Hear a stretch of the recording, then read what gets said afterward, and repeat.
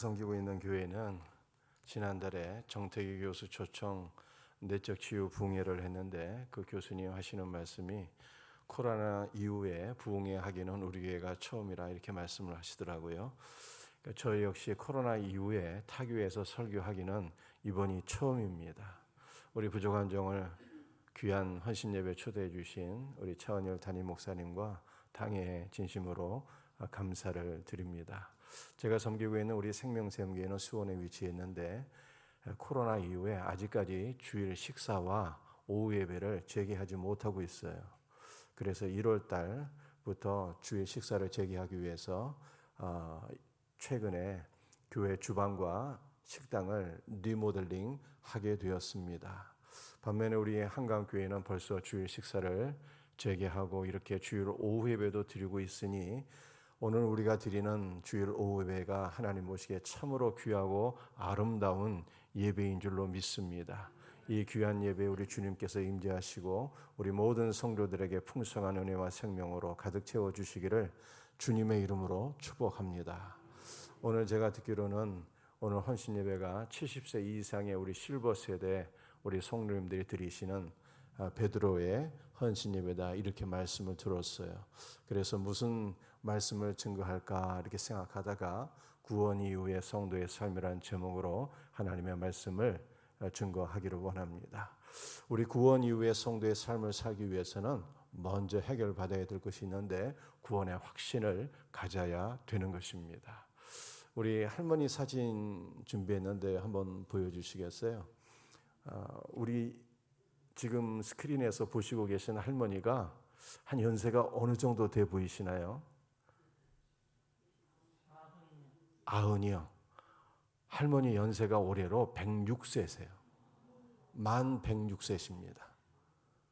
할머니 성함은 최홍인 할머니이신데 현재 우리나라 공익 우리 일자리 사업이 있지 않습니까? 공익 사업에서 일하시는 어르신 가운데 국내 최고령자이십니다. 부산 사상구 종합복지관에서 일하고 계신데요. 일주일에 한 달에 8번 일하시는데 정해진 날짜에 오전 3시간을 근무하신대요. 이 할머니가 일을 하시면서 그 유익한 점 4가지를 말씀하셨어요. 일하니까 재미있고 시간이 잘 가고 돈 벌어서 좋고 또 동료들과 이야기하니 즐겁더라. 일하면서 일석사조의 유익이 있다 이렇게 말씀하셨어요. 얼마나 체력이 좋으신지 집에서 복지관까지 한 거리가 1km 정도가 되시는데 걸어서 왕복하시고 그리고 지난 3년 동안 단 한 번도 빠지지 않고 그렇게 열심히 일하고 계신다고 합니다.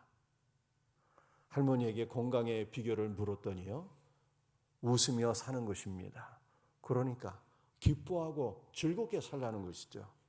우리 한강교회 모든 성도님들이 기쁘고 주 안에서 기쁘고 즐겁게 살아서 다 건강 백세 하시기를 주님의 이름으로 축복합니다.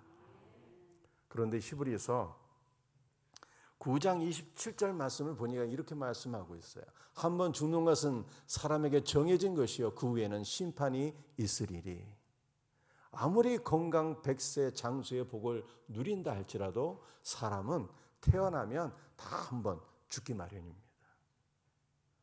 하나님께서는 범죄한 인간에게 너는 흙이니 흙으로 돌아갈지어다 라고 말씀하셨어요. 그래서 한번 죽는 것은 하나님께서 사람에게 정해놓으신 법입니다.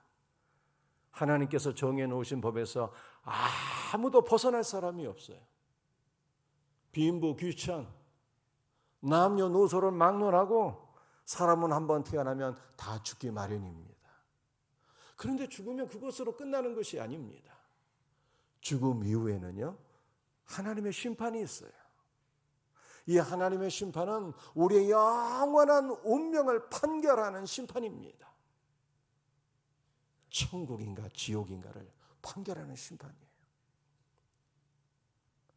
영원한 생명을 누릴 것이냐 아니면 영원한 형벌을 받게 될 것이냐 이것을 판결하는 심판인 것입니다. 그렇다면 하나님의 판결에 합격을 받았어. 영원하신 하나님의 나라에 들어가서 그리스도 예수와 함께 영원한 생명을 누릴 성도는 어떤 사람일까요? 돈이 많으면 될까요? 아무리 돈이 많아도 돈 가지고는요 하나님께 합격받을 수가 없어요. 가방끈이 길면 될까요? 아무리 공부를 많이 해도 하나님 앞에 합격을 받을 수가 없습니다. 하나님은 최후의 심판에서 우리 성도님들에게 딱 한 가지를 보시는 거예요. 그게 무엇일까요?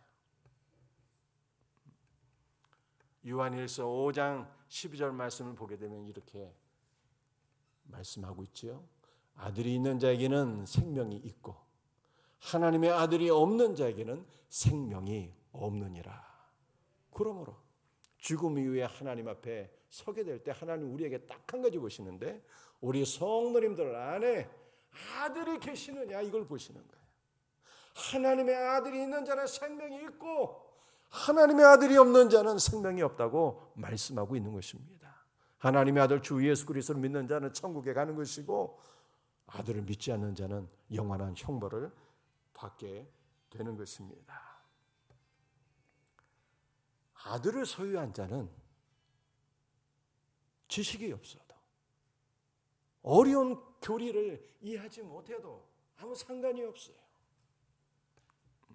난 놓고 기억자를 모르는 분일지라도 하나님의 아들만 믿고 영접했다면 그는 구원을 받는 것입니다.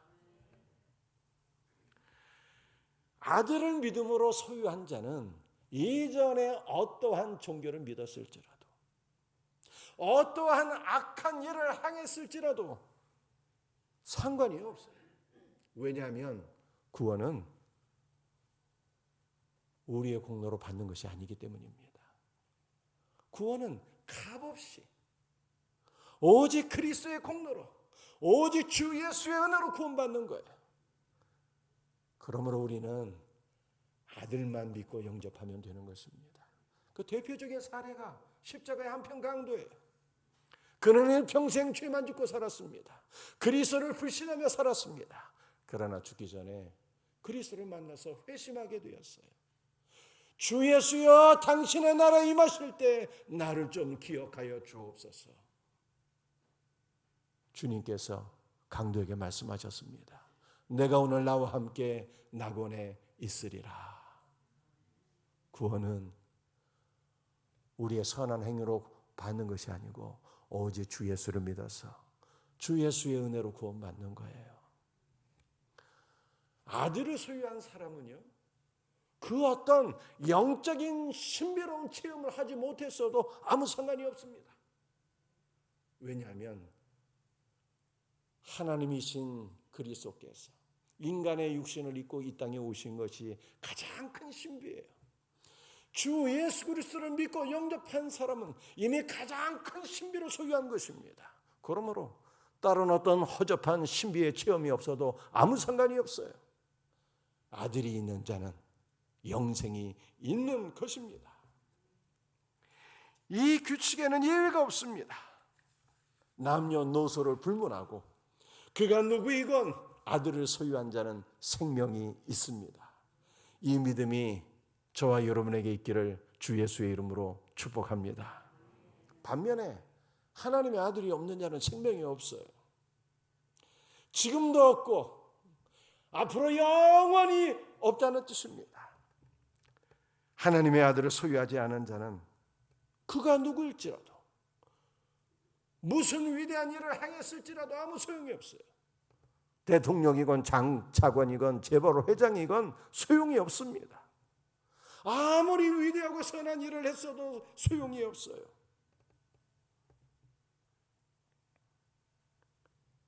생명이 없이 하는 모든 일들은요, 다 하나님 보시기에 죄악 덩어리일 뿐이에요.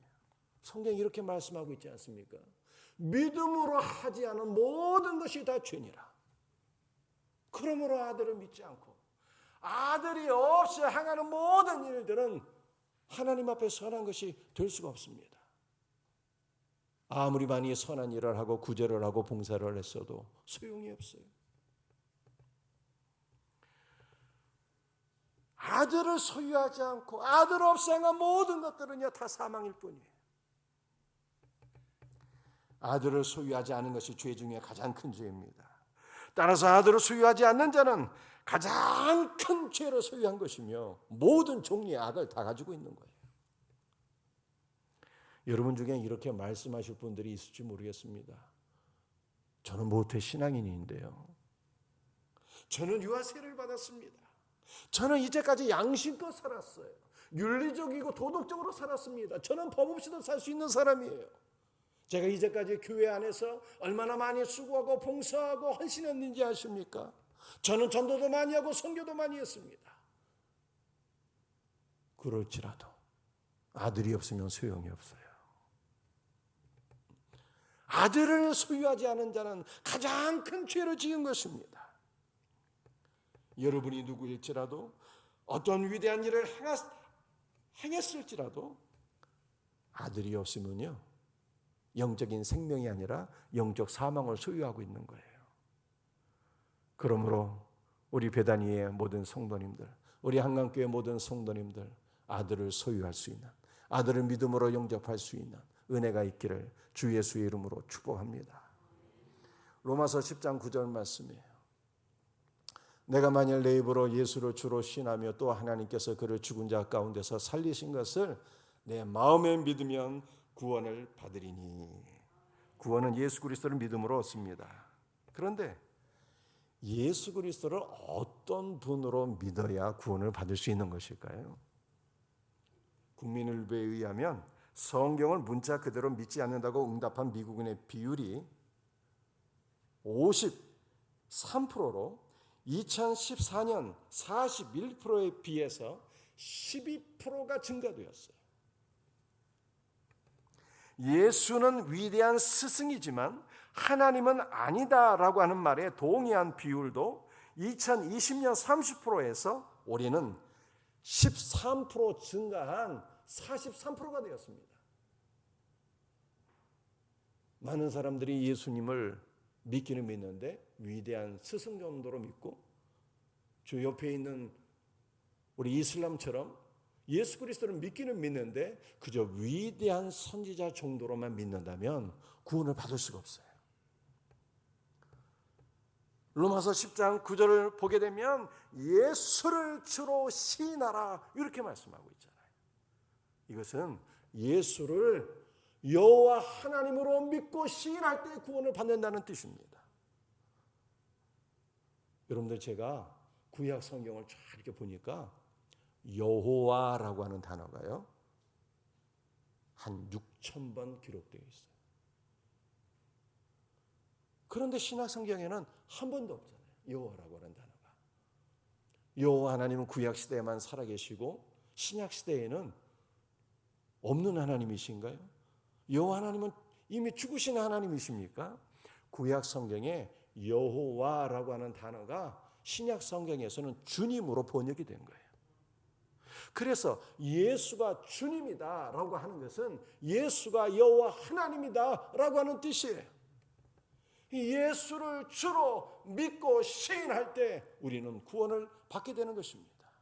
또 하나님께서 예수 그리스도로 죽은 자 가운데서 3일 만에 다시 살리신 것을 믿으면 구원을 받으리니 라고 성경은 말씀하고 있습니다. 이 믿음이 있을 때 구원받는 거예요. 로마서 10장 13절 말씀입니다. 누구든지 주의 이름을 부르는 자는 구원을 받으리라. 기독교의 복음은 너무나 쉽고 단순합니다. 누구든지 빈부귀천 남녀노소를 막론하고 주의 이름을 부르는 자는 주 예수의 이름을 부르는 자는 구원을 받는 것입니다. 마태복음 20장을 보게 되면 두 명의 소경이 주 예수를 부르며 간구했어요. 다윗의 자손 주 예수여 나를 불쌍히 여겨 주옵소서. 다윗의 자손 주 예수여 우리를 불쌍히 여겨 주옵소서. 주님이 하시는 말씀이 내 소원이 무엇이냐? 너에게 무엇을 하면 좋겠느냐? 소경이 답변하기를 주여 보기를 원합니다. 그랬더니 예수님께서 두 명의 소경의 눈을 어루만져 주시고 안수해 주셨을 때 두 소경이 시력을 회복하고 예수 그리스도를 길에서 쫓았더라. 이렇게 말씀하고 있어요. 십자가의 길에서 제자들은 주님과 함께 동행하지 못했는데 주 예수를 부르며 고침을 받았던 두 명의 소경은 십자가의 길에서 예수 그리스도와 동행하게 되었더라. 이렇게 성경이 말씀하고 있습니다. 주 예수의 이름을 부르는 자는요 구원을 받는 거예요. 그러므로 우리는 기도할 때 어떻게 기도해야 됩니까? 주 예수를 부르며 기도해야 돼요. 한국교회 신앙의 영적 유산입니다. 한국교회는 초대교회 시절부터 주여 삼창 부르짖으며 기도했잖아요. 주 예수여 주여 주여 주여 주여 삼창 부르며 기도했어요. 그러므로 오늘 우리도 주 예수의 이름을 부르며 기도해야 되는 것입니다. 주 예수여 우리를 불쌍히 여겨 주옵소서. 주 예수여 우리를 죄와 사망에서 구원하여 주옵소서. 주 예수여 모든 고난과 혼란과 질병에서 나를 구원하여 주옵소서. 기도할 때 주님께서 우리를 구원해 주시는 거예요. 우리 한번 연습해 볼까요? 제가 선창하면 우리 성도님들께서 한번 따라해 보시기 바랍니다. 주 예수여 우리를 불쌍히 여겨 주옵소서. 주 예수여 우리를 구원하여 주옵소서. 주 예수여 우리를 치료하여 주옵소서. 주의 이름을 부르며 기도하고 구원받는 우리 성도들 되시기를 주님의 이름으로 축복합니다. 두 번째로는요, 구원받고 난 이후에는 우리가 어떻게 돼야 될까요? 우리의 영적인 생명력이 강건해지고 그리스도 예수의 장성한 분량까지 자라나야 되는 것이죠. 우리가 두 번째는 생명의 양식을 먹고 마시며 강건하라입니다. 70세 할아버지들 가운데서도요, 몸짱 할아버지가 있습니다. 매우 건강하신 분들이 있어요. 건강하려면 유산소 운동과 무산소 운동을 병행하셔야 돼요. 유산소 운동은 걷고 뛰는 거고요. 그 무산소 운동은 근육 운동을 하는 것입니다. 이 두 가지 운동을 병행하게 되면 뱃살은 들어가고 몸에 근육이 붙습니다. 뱃살이 들어가고 몸에 근육이 붙게 되면 기초 대사량이 높아지게 돼요. 막 우리의 몸이 음식을 요구하게 됩니다. 음식이 막 땡겨요. 우리가 12시면 점심을 먹게 되는데요, 몸에 근육이 있으신 분들은요 기초 대사량이 높아져 갖고 막 10시, 11시만 되면 벌써 허기집니다. 그래서 12시가 되면 막 허기진 상태에서 음식을 먹게 되니까 밥맛이 막 꿀맛이죠.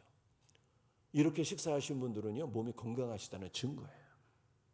그런데 꼭 운동을 열심히 하지 않더라도 식사를 잘 하시는 분들은요 건강하게 오래 살 수가 있으세요.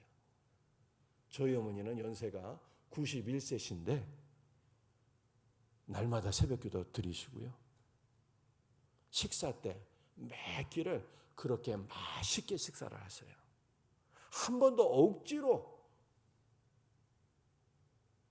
맛없이 식사하는 걸 내가 본 적이 없어요. 어떻게 이렇게 맛있게 식사를 하시는지. 그러니까 아직도 건강하시고 매일 새벽을 깨워 기도하시고 새벽기도 나오세요. 지금 하루 일상의 삶에 기도하고 성경 보시는 거예요. 그래서 저희 어머니는 우리 교회 성도들, 여자 성도들의 롤 모델이에요. 야, 나도 늙게 되면은 박옥화 권사님처럼 늙었으면 좋겠다. 다 그렇게 생각하고 계세요. 그렇게 건강하게 복된 삶을 살게 되는 이유가 식사를 잘 하시는 거예요. 식사를. 우리 영적으로도 마찬가지입니다. 영적으로도 우리가 건강하기 위해서는요, 식사를 잘 하셔야 돼요. 우리가 영적으로 식사가 무엇이겠습니까? 성경 말씀, 생명의 말씀을 잘 먹어야 되는 거예요. 요한복음 6장 54절 55절 말씀입니다. 내 살을 먹고 내 피를 마시는 자는 영생을 가졌고 마지막 날에 내가 그를 다시 살리리니 내 살은 참된 양식이요 내 피는 참된 음료로다.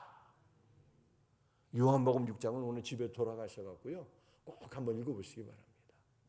요한복음 6장에 예수님께서 제자들에게 말씀하시는 내용 가운데 내 살을 먹고 내 피를 마시라는 그 말씀은요 계속 반복되고 있습니다. 10번 가까이 반복되고 있어요. 주님의 살과 피가 참된 양식이라고 말씀하고 있습니다. 여러분들, 주님의 살과 피가 우리가 먹고 마셔야 될 참된 양식인데요, 이 참되다라고 하는 것이 실제라고 하는 뜻이 있어요. 여러분들, 우리는 삼시세끼 밥 먹고 있지 않습니까? 그런데 이것은 그림자에 지나지 않아요. 우리가 먹어야 될 참된 양식이 있다는 것을 보여주는 거예요. 우리가 먹어야 될 참된 양식이 무엇입니까? 그리스도의 살과 피인 것입니다. 성도는 그리스도의 살과 피를 먹고 마시게 될 때 영원한 생명을 소유하게 되는 것이고, 우리의 영적인 생명력이 강건해지는 것이고, 우리가 그리스도의 생명의 양식을 먹고 마실 때 우리는 그 힘으로 말미암아 승리하는 삶을 살게 되는 것입니다. 창세기 3장 14절 말씀이에요. 여호와 하나님이 뱀에게 이르시되 내가 이렇게 하였으니 내가 모든 가축과 들의 모든 짐승보다 더욱 저주를 받아 배로 다니고 살아있는 동안 흙을 먹을지니라. 뱀 때문에 인간이 타락하게 되었는데요, 아담과 하와를 미혹해서 범죄케 한 이 뱀에게 하나님께서 심판하셨어요. 너는 저주를 받아서 살아있는 동안 흙을 먹을지니라. 뱀은 사단이잖아요. 사단은 영적인 존재인데 물리적인 흙을 먹을 수가 없습니다. 따라서 이 말씀은요, 사단의 사역이 무엇인가를 우리들에게 보여주고 있는 거예요. 사탄은 우리로 하여금 땅에 속하게 만들고 땅의 것을 소망하게 만들고 땅의 것만을 먹게 하는 것이 사탄인 거예요. 우리가 땅에 속한 자가 되고 땅의 것만을 추구하게 되고 땅의 것만을 먹고 살게 되면 영원한 생명을 얻을 수가 없어요. 마귀는 땅의 것으로 우리를 먹이게 되는 것이고, 그러나 그리스도는 우리에게 참된 양식을 주시는데, 그리스도께서 우리에게 주시는 참된 양식이 바로 그리스도의 살과 피인 것입니다. 그러므로 주님께서 요한복음 5장 39절에서 이렇게 말씀하셨어요. 너희가 성경에서 영생을 얻는 줄 생각하고 성경을 상고하거니와 이 성경이 곧 내게 대하여 증언하는 것이니라. 여러분들, 우리는 그리스도의 살과 피가 참된 양식이었어. 그리스도의 살과 피를 먹고 마셔야 되는데, 그리스도의 살과 피를 우리가 어떻게 먹고 마실 수가 있습니까? 모든 성경이 곧 내게 대하여 증언하는 것이니라, 이렇게 말씀하셨잖아요. 그러므로 우리는 성경을 연구해야 되는 거예요. 성경을 읽으셔야 되는 것입니다. 성경 안에서 예수님을 만나고 성경 안에서 그리스도의 은혜를 받게 될 때, 말씀을 통해서 그리스도의 은혜를 받는 것이 그리스도의 살과 피를 먹고 마시는 것입니다. 성경 말씀을 통해서 그리스도를 만나고 그리스도의 살과 피를 먹고 마실 때 우리는 영적으로 성장하게 되고 강건해지는 것입니다. 이 놀라운 은혜가 있기를 주님의 이름으로 축복합니다. 신명기 8장 3절 말씀이에요. 사람이 떡으로만 사는 것이 아니요 여호와 입에서 나오는 모든 말씀으로 사는 줄을 내가 알게 하려 하심이라. 신자는 밥만 먹고 사는 게 아닙니다. 물론 우리도 육신이 있기 때문에 밥을 먹고 밥심도 필요하죠. 그러나 밥만 먹고 밥심으로 사는 것은 불신자의 삶이에요. 우리는 밥도 먹어야 되지만 하나님의 입에서 나오는 말씀으로 사는 거예요. 하나님의 입에서 나오는 말씀의 생명의 양식이요, 우리는 생명의 양식을 먹고 마심으로 힘을 얻어서 그 힘으로 사는 것입니다. 말씀의 힘을 얻어서 자녀도 양육하고, 말씀을 통해서 힘을 공급받아서 직장일도 감당하고, 말씀을 통해서 힘을 얻어서 은혜를 받아서 주의 몸된 교회도 이렇게 섬기게 되는 것입니다.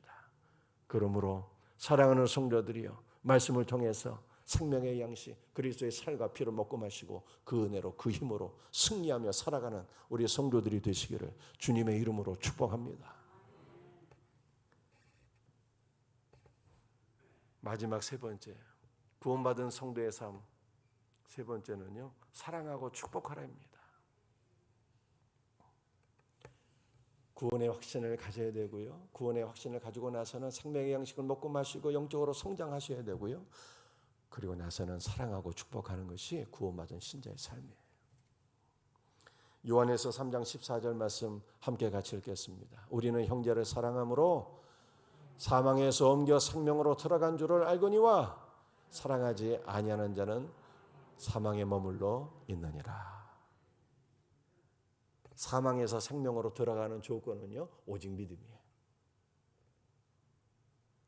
그러나 사망에서 생명으로 옮겨간 자들에게는요, 나타나는 분명한 증거들이 있어요. 그 증거가 무엇일까요? 서로 사랑하는 것입니다. 그렇다면 사랑은 무엇일까요? 참 사랑은 우리를 구원하기 위하여 독생자 예수 그리스도를 주신 아버지의 사랑이 참 사랑이에요. 우리를 사랑하셔서 살과 피를 찢어주시고 흘려주신 예수 그리스도의 사랑이 참 사랑인 것입니다.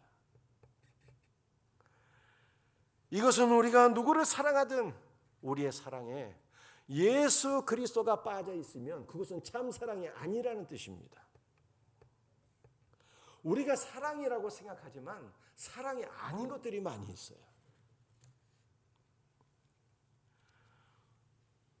오늘 베드로 우리 선교회 헌신 예배잖아요. 그 베드로 선교회 내에서 또는 우리 한강교회 내에서 우리가 코드가 맞는 분들이 있잖아요. 예를 들어서 같은 고향 출신이고요. 혹은 취미 생활이 같고요. 이렇게 뭔가 대화가 되고 소통이 되고 코드가 맞으시는 분들이 있어요. 그래서 이런 사람들에게는 내가 보다 더 이렇게 잘해줍니다. 선을 베풉니다. 좋은 일인데요. 그러나 단지 이것뿐이면 이거는 참 사랑이 아닌 거예요. 어떤 사람은요, 그 가난한 사람을 보게 되면 막 긍휼히 여깁니다. 막 옷을 벗어주고요, 주머니에서 지갑을 꺼내서 돈도 주고요, 막 이렇게 도와주는 분들이 있어요. 굳이 하는 거죠. 참 잘하는 일이고 좋은 일인데 단지 그것뿐이면 사랑이 아닌 거예요. 우리의 모든 행위에는 그리스도가 계셔야 되는 거예요. 그리스도의 사랑으로 베푸는 사업만 참 사랑인 것입니다. 어떤 분들은 사랑을 하는데요, 자기 편 만들기 위해서, 자기의 세력을 확장하기 위해서 형제 자매에게 잘해주고 선을 베푸는 분들이 있어요. 그건 하나님 앞에 참 사랑이 아닌 거예요. 오히려 교회 공동체를 병들게 하는 영적인 암덩어리입니다. 우리의 모든 사랑에는요, 그리스도가 계셔야 되는 거예요. 그리스도가 우리 안에 계시면 원수도 사랑스럽게 보여요. 원수도 예뻐 보이는 것입니다. 그래서 원수에게도 선을 베푸는 거예요. 그리스도 안에서 행하는 모든 선만 참 사랑인 것입니다. 우리는 그리스도 안에서 누구를 사랑해야 되는 것입니까? 우리 선한 사마리아인의 비유에서 주님께서 가르쳐 주셨잖아요. 고난당한 이웃이 우리가 사랑하고 선을 베풀어야 될 이웃인 것입니다. 우리 베드로 선교회 내에서, 우리 한강교회 내에서 누가 어렵고 누가 고난을 당하고 있는지 살펴보시고 그리스도의 사랑으로 기도해 주시고 위로해 주시고 도움의 손길을 펼 수 있는 은혜가 있기를 주님의 이름으로 축복합니다. 우리는 무엇보다도 교회 공동체 내에서 다음 세대를 사랑하고 축복하셔야 돼요. 우리 대부분의 교회들이 11월 둘째 주에 수험생들을 위한 기도회를 아마 하셨을 거예요. 제가 섬기고 있는 교회에서도 11월 둘째 주에 수험생들을 위한 기도회를 했어요. 그런데 이번 기도회는 좀 은혜가 되더라고요. 왜냐하면 평상시에는 어머니들과 학생들만 왔는데 이번에는 아버지들이 많이 오셨더라고요. 우리 교회에서 수능 시험일 전에 기도회를 하는데 아버지들이 많이 오셨어요. 그래서 제가 수험생들을 위해서 다 안수기도를 해주었는데요. 안수기도할 때 저만 안수기도를 한 것이 아니라 아버지들이 다 나와서 아이들에게 다 저와 함께 손을 얹고 같이 안수기도를 했어요. 아버지들이 안수기도를 하니까요, 그 하나님께서 기뻐하시더라고요. 막 은혜가 넘치는 거예요, 은혜가. 제가 끝나고 나서 피드백을 받았어요. 목사님 이번에 우리 수험생들을 위해서 기도하는데 아이들이 뭔지 모르게 하니까 너무 좋았대요. 그렇게 대답을 하는 거예요. 그래서 오늘 제가 이렇게 예배를 드리는데 보니까요. 11시 예배에 고3이라 전에 공부한다고 예배당 잘 안 나오던 아이가 있었는데 엄마하고 같이 나왔더라고요. 안수기도 받고 엄마하고 같이 나와서 예배를 드렸어요. 성경을 보니까요. 아버지에게는 축복권이 있잖아요. 축복권이. 그래서 에서의 두 아들, 이삭의 두 아들, 에서와 야곱이 아버지의 축복을 받기 위해서 그렇게 애를 쓴 것 아니겠습니까? 아버지에게는 축복권이 있기 때문에 자녀들을 위해서 축복할 때 하나님의 은혜가 그대로 임하게 되는 것입니다. 오늘 우리 베드로 선교회는 교회 안에서 다 영적인 어른들이시잖아요. 우리는 어떠한 리더십을 가져야 되는 것입니까? 다음 세대를 사랑하고 축복하는 어르신들, 다음 세대를 사랑하고 축복하는 우리 성도님들이 되셔야 되는 것입니다. 두 할아버지가 계십니다.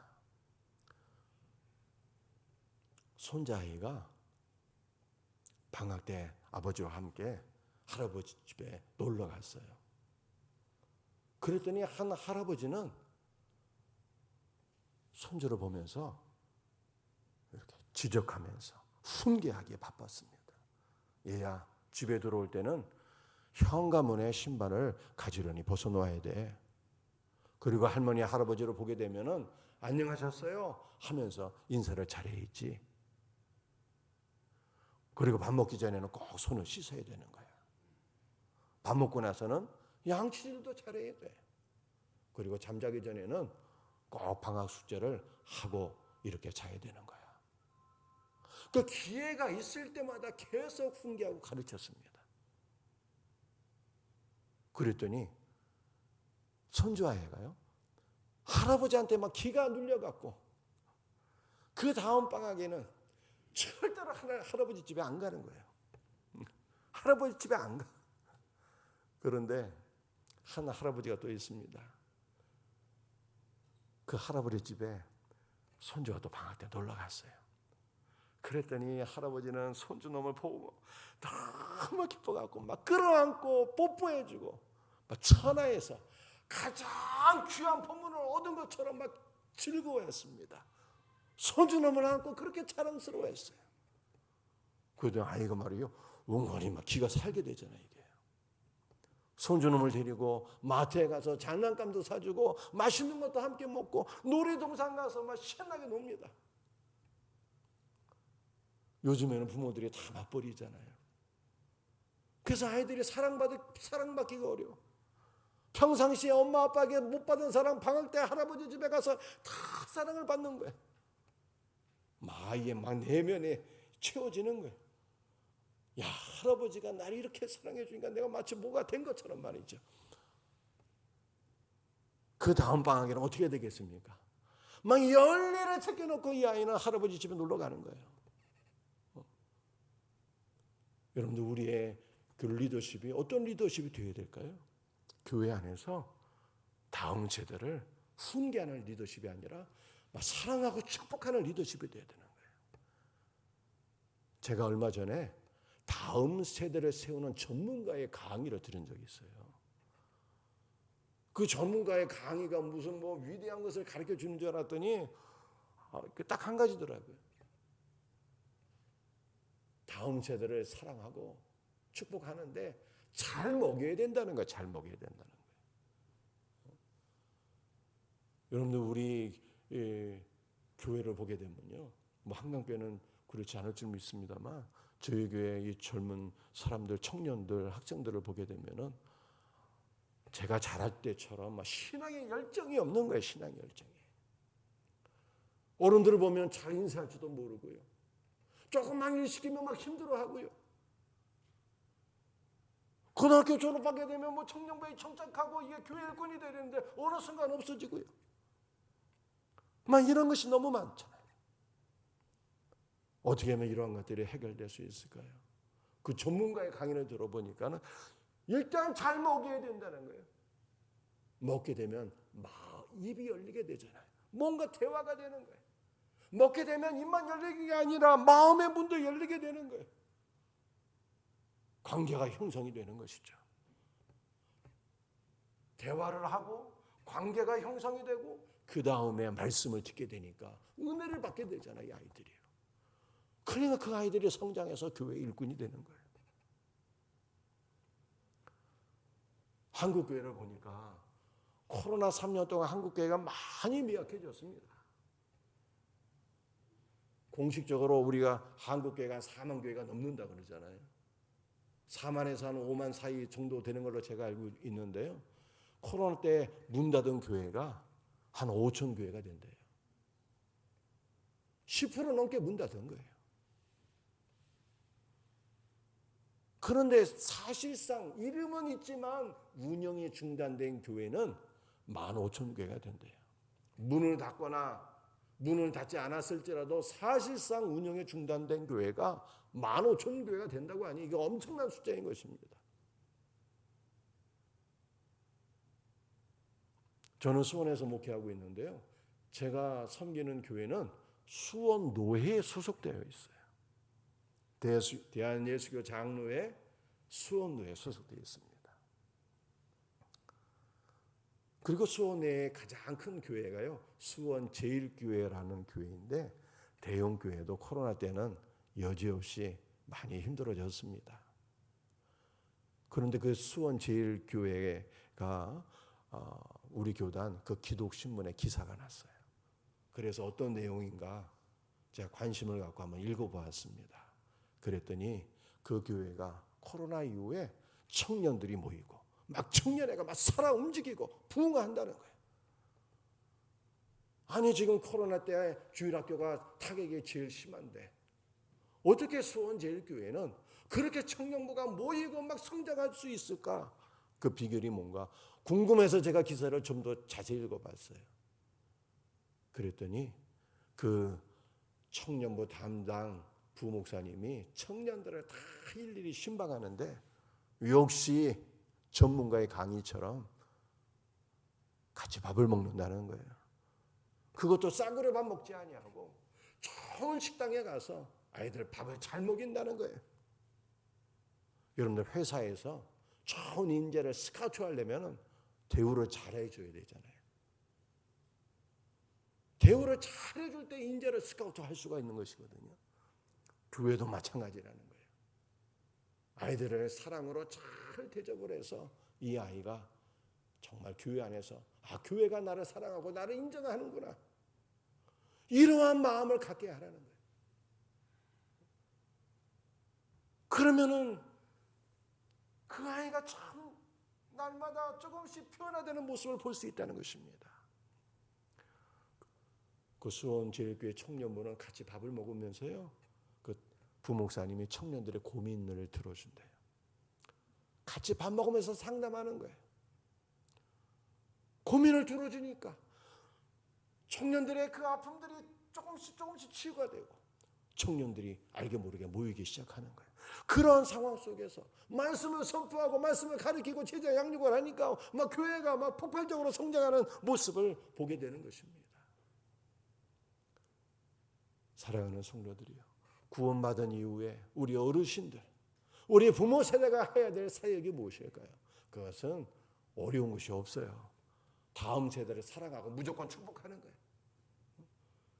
보면 등어리 한번 두들겨주고, 주머니 사정이 좀 여유가 있으신 분들은요, 청년들 먹을 거 사주고 늘 그들을 위해서 관심 갖고 기도해 주는 거예요. 우리 한강교회는 제가 볼 때 앞으로 이제 교회가 재건축하게 되잖아요. 대형 교회가 될 줄로 믿습니다. 그러나 교회가 아무리 부흥하고 대형 교회가 된다 한들 다음 세대가 없으면요, 한 세대 30년 이후에는 유럽 교회처럼 예배당만 덩그러니 남는 텅 빈 교회가 되는 거예요. 그러니까 다음 세대를 세우는 것이 얼마나 중요한 일입니까? 어떻게 세우면 좋을까요? 우리 어르신들의 사역에 이것이 사랑하고 축복해 주는 거예요. 등 두드려주고 칭찬해주고 기도해주고 먹을 것 해주는 거예요. 어려운 것이 없습니다. 그 말씀을 전구하는 것은 교육자들 사명이잖아요. 다음 세대를 세워서 우리 한강교회가 재건축 이후에 놀랍게 부흥하고 영원토록 부흥하는 그런 교회가 되기를 주님의 이름으로 축복합니다. 말씀을 마치겠어요. 오늘 세 가지 말씀드렸습니다. 구원의 확신을 가지셔야 돼요. 구원의 확신은 딱 한 가지예요. 아들을 믿음으로 영접하면 되는 거예요. 아들이 있는 자는 생명이 있고 하나님의 아들이 없는 자는 생명이 없는 것입니다. 구원받은 이후에는 영적으로 건강하셔야 돼요. 생명의 말씀을 잘 먹고 마셔야 되는 거예요. 말씀으로 우리가 영육간에 건강하게 되면 그 다음으로 해야 될 일은 사랑하고 축복하는 거예요. 다음 세대를 세우는 거예요. 사명 감당하는 우리 어르신들 될 수 있기를 주님의 이름으로 축복합니다. 기도하시겠습니다. 오늘 주신 말씀